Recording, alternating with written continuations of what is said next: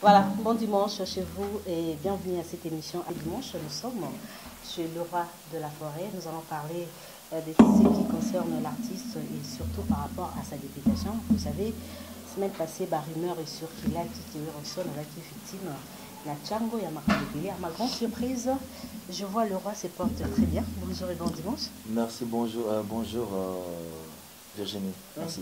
Tout le monde. Pourquoi? Il y a un problème. Il y a une image que vous avez un hôpital où il ressemble beaucoup. Beaucoup. Ah, il y a Tchango. Bima, le roi de la forêt, malgré sa popularité, na Tchango na Kende. Virginie, d'abord merci beaucoup. De vous rendre visite à la résidence. Pour ça, information à la source, c'est-à-dire au Lingui, Babetoli solo théorie. Mais constant autant au monde, ça va. Il y a fleuri, tout le monde m'a beaucoup. Tout marche bien, tout va bien. Voilà, merci Virginie. Oui. Mon et là on a Virginie, les on a comprendre le taille des politiciens. Il fallait que tu na raison na bango to yeba, to découvrir Virginie. Ngati politique au côté. To côté te pour conduire mutu X Y, non rien à voir. Chose à bien associé à beaucoup de population. Est-ce que Virginie a bien démontré que tu as bien ce que quand on a battu, ma salité, on sait bien non. Alors, vous avez la compassion. Merci beaucoup, merci maman. Total épée qui est entre nous, les amis la moitié. Mais pourquoi la population est belle tout ça qu'on a bango na katamboku yo? Balinga aussi ça balingati. Mon supérieur azana ngoma limine couper ça ti. Le yazo ngani badba souffrir mais yaza na ngona. Ngana dia na population. Na sala ba démobilisation volontaire ba kuluna. Na sala ba don humanitaire, na assista ba pauvre, ba orphelin, na sala ba frère na ngamu. Siko na suka ngona moni ki bien que toujours aider. Toujours kambola li papillon c'est sikamoko. Mais ils sont insuffisants. Au kabale le lobby pour ça on kabate hein Virginie. Mais ceux qui sont côté parlement de voter la loi pour l'intérêt de la population. Monter c'est plus avantageux que au kabale mutu. Pour on a souhaité dans général, bah aider du sonjo malamoko na bit moko fallait pas salir sa biso qui est au kabale pour mani. Je n'ai pas des milliards de millions de dollars. Tu sais que ça fait déjà 1 million hein 10 ans passés. Nga ya ko fêter mon na sala en place. On a tellement na taxi. Oh mangaza et Virginie Zamgaza nga eza genre na ngati ya ko se vanter ya ko lakisa ezati. Yo ko ça déjà 1 million ça fait 10 ans 8 ans passés. Tu sais, je peux avoir des millions en nature. Ah d'accord. En nature là ça. Mais en espèces. En espèces na ko le en nature là c'est clair. Tant que en industrie ça peut exister. Parce que le temps où na s'investir ngai moko dans le bino faut que na si ça va classe na ngai on a s'investir mais là on a rien non en fait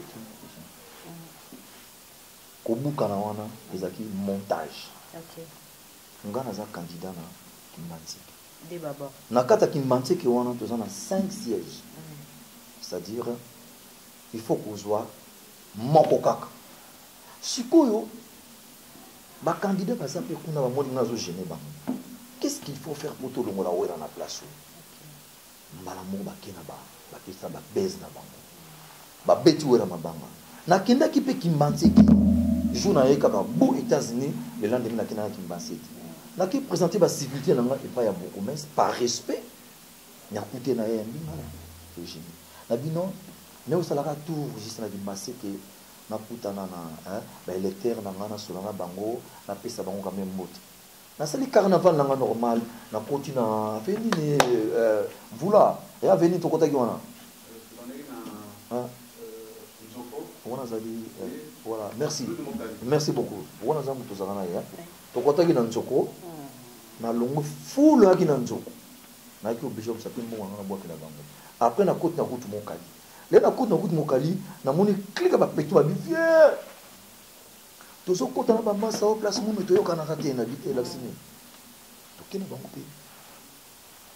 L'air to bimi na komi na quartier un oko bazo bunda fort bazo bunda na beti yango kara après ba ebivier tant okende ba tika ko bunda na sima il faut lever écrire on a écrit au bayo kana tende à côté na territoire on a c'est ça et on l'a fait de ba le territoire na bingi bango na bazam na taxi ba na suite na bango les lendemain na mona ba confrère na bilan ba journaliste bango ta mchente ba legi ki wera son ba beta ki ma banga na bimatike abuka era tangi komba chaga na sala ki même pas discours na tu même temps ngolo bate na ke kana vandi na nga na visiter na zone na ba ki même pas tant un mot.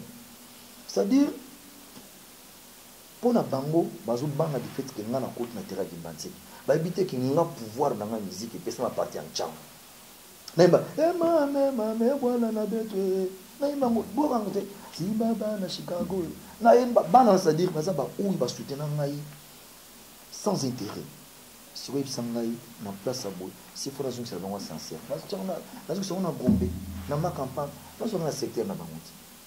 Si quoi l'air va monter en haut et pas bah qui n'est pas que ça l'émission avant bah journaliste là tout le monde est-ce que vous avez ma preuve ou la seule chose que ouais va peut-être que ma banga ou trouver dans ngolo ou trouver dans ngolo mbala moko bah qui m'a zoomé na alors comme balobi que bah bamba que ma banga faut na chadar c'est faux mais nene bah oui on sort nous autres qui est dans le parlement aux approches il y a gouvernement toujours qui est comme opposant. Au moins du parlement. Parlement, ils ont l'église. C'est-à-dire, notamment dans Nzamba, ils ont raté 1000 francs par la fois. Il y a qui l'indi plaider pour la population. Comme opposant. Attends, laisse-moi dire. Non, maman, que ce soit l'opposition, que ce soit l'opposition.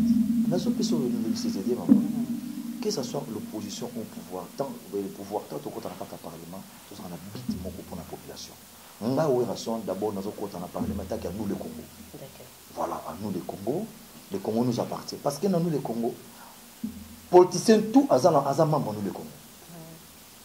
Azama nous le Congo. Nga na côté na parlement, c'est-à-dire to que défendre ko voter ba loi pour l'intérêt de la population. Ceux qui voient à que qu'on a concurrence, non, loin de là. Rien. Na quel pour l'intérêt de la population. Voilà. Alors, projet Ninoké dans le Parlement, ton motivation dans les années. La carte à Parlement, d'abord, tout à l'heure, métier, on a ça dans la culture. Et nous avons un problème à casse côté culture. Nous avons un salle qui a bien été à grand civilisation. C'est-à-dire, même fonds de promotion dans le depuis Banda, ça fait des années. Pour nous, en bon, pour nous, la promotion, il y a œuvre, c'est des problèmes. Total et puis mon côté jeunesse pour tant les amoureux. Total et puis côté. Photo sur la dimanche prochain. Total et puis jeunesse. Total et puis éducation. Total et puis social. Ça m'a aidé. Voilà. Alors avant on va passer politique parce qu'actuellement tout le monde en politique hein. Tu es que comme chanteur. Alors regarde nous qui n'a pas politique. Tant mon côté na la kati. Ouira. Et le jugement nous quoi apporter sur la politique. Il y a Congo. Politique comment est rendu. Non, dans mon politique à Congo, ils ont appliqué très bien en bonne uniforme. Ils ont appliqué la politique à trafic. La politique à intérêt. Politique à mensonge pesant. Tant de politique à celle qui est politique à mensonge. Sans tenir compte que base n'a eu au Bapuya, au Badingakayo, base en confiance dans le discours. C'est le mensonge que vous avez boucané. Bon, c'est ce que au c'est un discours il y a bien, on dit mon soutien. Oh, mais il y a ce que vous avez boucané qui m'a boucané. C'est que au poser les mensonges que vous avez. C'est-à-dire qu'il y a une politique vraie, il y a un projet, il y a un concret, on a intérêt à beaucoup. Donc, il y a une façon, ce qu'il faut qu'on différencie ma camarade, on comprend que il y a faux politique. Parce que politique est musique pesante. Dans cette politique, on a des albums, on a bien stratégie, mais politique, on a communiqué. La politique, c'est la politique à parlement. Voilà. Alors, artiste, postulé Baza Ebele, le roi. Tout le monde est artiste, comédien, peintre, musicien. Mais par contre, Kakayon de Baza pour attaquer. Parce que nous avons un morceau dur, nous avons pesé lourd. Tout le monde sait que le monde va stade de matière. Plein au bâtiment de Bazoya, plein en relation, Taraya, au monde. Ngai na ko s'inventer, c'est-à-dire population na zana na beaucoup. Ba action on a na sala. Peu on a zo connaître ko sala. En tout cas, na ko s'inventer, je suis quand même quelqu'un à apprécier na makambo na sala. Oui. Donc pour te dire que ngai politique ou ngai na ko sala lobby les politiques à concurrence, les politiques à défi. Politiquement, c'est la politique en bonne et due forme pour aider la population congolaise. Oyo, d'abord c'est toya ko si c'est ko bakisa ilo ko moko muke, d'abord ko rajouter. Bon, on va vous avoir un chose de bakisa un plus. Oui. Alors, au sein de nos collègues musiciens, bah collègues nayo, surtout ton ami Jibin Piana, qu'on a embarqué dimanche passé à l'Obinzamba Pambola Binombale. Effectivement, vous avez bénéficiaire ya Wingé, au sein de nos sur ta députation. Et ok, qu'on a vraiment pour le bien-être, il y a artiste, qui pour un salaire à 6500 $. Pour un producteur, tout un producteur a été bon. Quand on a le dit que tu veux défendre la loi pour la culture, les gens vont bébé. Nancy collègue n'anga ne peut pas bien, je te bénéficie mais tout va que les générations zoé à baroba bazo bénéficier de remonter. Ça discute aller par rapport à l'artiste monsieur étranger au monde qui baza nier plus que biso na avantage makambé les mais na ba budget na bango ya kiti ba tchela ba so que le kola na ba et le kola ba Nigeria ba tchaka 10 milliards pour na ba artiste en général le monsieur ça l'a raté ba ça les années makambé les années comprendre il faut plutôt le quoi parce que moyen de voter ba surtout pour na ba droit d'artiste ba industrie musicale ba bébé donc ça dit tout ça pendant tout ça n'a rien s'il faut dire la vérité. Biso bien que tout ça bien dans ma pambola biso mais tout à la pessima donc bazan les locaux côté so biso bitozo les devanter c'est-à-dire nous pour ça là Weranson chanteur maman Sidechi pasteur Weranson député maman Mapata député jusqu'au l'équipe au petit bonjour le cambo bien bonjour le cambo vous avez du coq pour côté kasi là ce qu'on a zone la musique maman qu'est-ce qu'on a dit au monde hein n'a pas que le mot de cesser la vie il faut le mot dire kanaba ata ma passer ti ate ya kawana ma passer ka mona nzambe na misute mais azana foi que nzambe wa sandela ba ausalisa ye et ninga pleda ka pe pona ba nzambe pe wa salisa ma biso tozana biso na mo mais tozomona ke comment biso tozana ngo bati bele bazana ngoti mais pour banzo ezana ngelo mo moke ça dit ko faciliter ba tona ka tâche bazo mais si ozana mayele wana ya ko faciliter ba tona tâche mais ça là ngo poser pour intérêt moto nyonso c'est à dire 6000 lobi nga ba ko de 6000 wana eza mbongo ona mo chango don na fondation que ce qui côté 6000 et qui na compte fondation oui c'est à dire maman tout va en blague est-ce que vraiment tu compte parlement pour là il y a rien pour rien Weranson ils qui pour la charité. Oh, mais dans le bien, sur le but de dire que pour un intérêt à 6 000 après faire un an, où je vais gagner bien ma vie. Est-ce que les loups sur la reconnaissance à bateau basala ngana kuma werate, on a besoin de pas mon amate. Parce que bateau ba idena na kuma bolo ba pesanga opportunité ba puyangai basana mongote. Ngai ba puyanga za peuple démuni. Je te jure, mon salarié pour la bango, aucun bien public. Voilà, il y a un aussi quoi.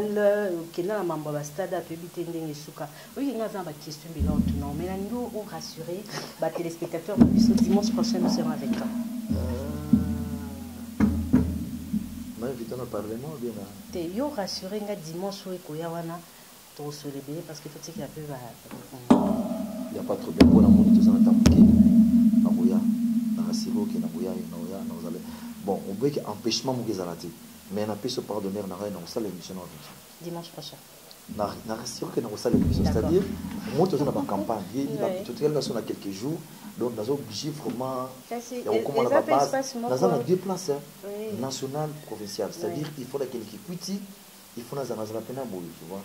Alors, Weranson a l'idée à Koya, mais tout clôturer, on a question, on a tout il y a bien public. Weranson, tout le monde Zénith, tout le monde Bercy, tout le monde Bapla, une très belle maison, on a 24 docteurs, n'en parlons pas. C'est où yo, tout le monde a pour la peuple, balano, on reconnaître que Baza va pauvre, mais Weranson n'a rien fait pour eux. L'école, là, c'est le moment, tout ça, mais dans un an, nous ne voulons pas la foi. Lélo, faut qu'il y ait un cabello 10 pour le Nazan en moto aussi en massue. Mais si on a bien que nous avons un parlement, pour tout ça, là, centre animé, centre commercial animé pour l'intérieur, nous bénéficions de ça. Au moins, il faut payer ça. La pierre cabello, l'heure n'a pas ça, va 3 bis, n'a pas joué, n'a pas équipe, n'a pas ça. Personne. Vous comprenez? Tout ça, tout on a stade. Nous avons récolté la fonte de ça. Il faut que ce soit un projet. Est-ce que nous avons tapé ça? Ngaku, je préfère encore on a ça bureau d'affaires na Kingasani et na Kimbante qui a mené au bureau d'affaires on a c'est-à-dire tu vas avoir bien un grand bailleur de fonds d'investisseurs bailleur total en commode toko combat immeuble faut ba stade que bana Kimbase ba se retrouver dans pelobi ba centre professionnel des métiers tout ça nango mais surtout ils sont là oui kaka au tient moi et kala mo on a bina mes investissements et kala c'est quoi la cause à la 20 attends on a tout mis moi d'inhibité yamuté ba projet toujours nango c'est pas ça en tout cas c'est-à-dire lobby nango tant que au parlement d'abord tout binganzambe pour la loi et voter pour l'intérêt de la population et puis na ba bureau d'affaires nanga na otana Kingasani c'est-à-dire ba ressortissant qui banti je m'excuse ba ressortissant qui banti que non celui na boye vous en poto vous en partout dans le monde muso sa ko banga tam suso azolingo ko chambongo na yete ou bien alingi dans sa banga bande ko na ye mais azana muto ko confier ti chose à prendre pour recevoir et puis qu'orienter qu'est-ce qu'il faut tout le monde est dans la Congo central tout le monde va de Bumbashi la restauration le Bumbashi tout dans la province na bango au commune na qui basse déjà bien des vaste mais na lingi bino ba restauration qui bantiki boy ba ki biso to kout na kata makambo parce que bino ko pesa ngai poids boya et puis ba électeur nyonso ki bantiki ngana sa candidat na bi bon mona banderole ti banderole et comme matin nyonso dimanche et puis ça la mité mana bango voilà ba pano bino boyebi OK na pano bo ba siba kanga ja pano obisi muta pano tchelanga pano te soko tche talaga na za problème so ba te bele ba otuna wera numéro combien parce que nous sommes voilà. de partout na bandu de bazola na biso partout vraiment partout bana bandu bana bulungu boyebaka ozana candidat na bino bengi Kifaya Makanda azali numéro 104 bosana provincial oya bengi na bulungu susu Makanda Iber ya Iber grand ngambo na zala na ye wamba postulé naza na mususu oto bengi wana bandundu toza susu na commune ya Kitambo ye moko mama pasteur numéro 13 wana ku balobia bana Kitambo 13 OV sacra sala pour na biso et l'autre rose c'est tout ça c'est dans moi loba ndenge zalaka o nyungu ngabiki nyungu za na nguti eza na nguti mais na ibiki na Kitambo bana Kitambo babokilo ya bino mampata seyiwa. Merci beaucoup Véronson. À suivre donc dimanche prochain avec le roi na plateau à pleurer. Merci et puis na bosente bana ki kwiti senga na ba électeur nyonso ya ki kwiti mampangi numéro na ngeza bongo 34 na ibiki na ki kwiti ti siko bino mo boisenga mpangi ya botsa libana yo awa to voter pour que ça aille la voix pour regretter le remonter. Encore une fois merci beaucoup. Je n'ai